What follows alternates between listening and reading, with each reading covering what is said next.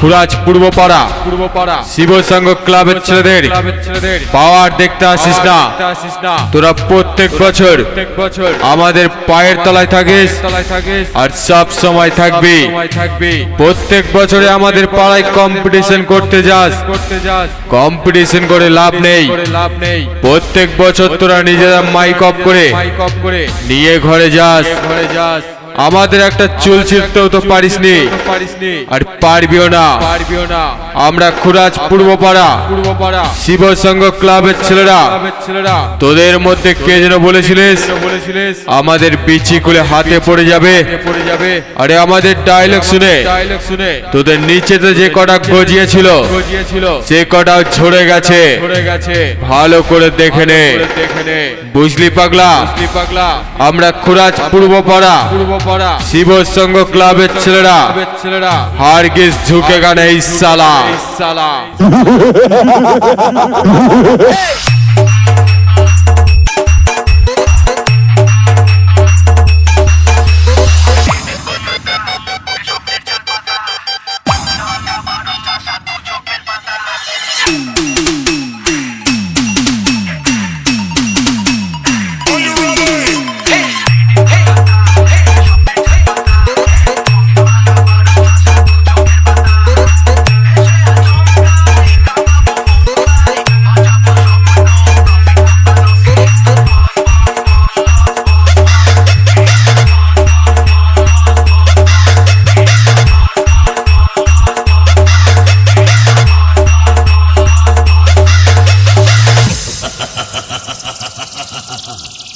बेटा, मैं ना तुझे अस्त्र से मारूंगा, ना शस्त्र से मारूंगा, ना दिन में मारूंगा, ना रात में मारूंगा, ना अंदर मारूंगा, ना बाहर मारूंगा।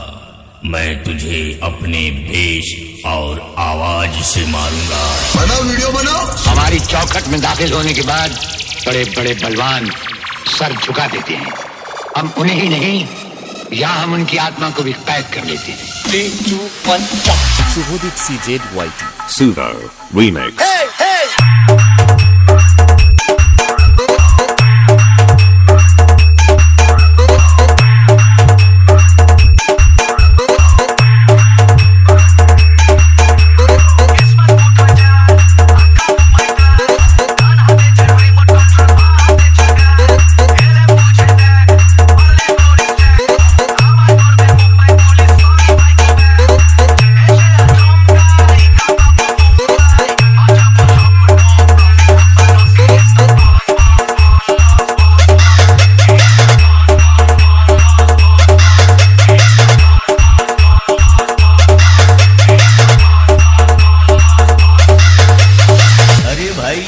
ट्रेलर है, पिक्चर तो अभी पूरी बाकी है।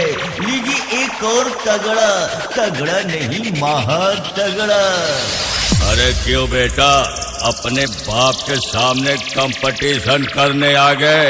अपने बाप के सामने बाप बाप होता है, बेटा बेटा होता है। पप्पा जी बोल, पप्पा जी। Subhadip CZYT Suvo Remix।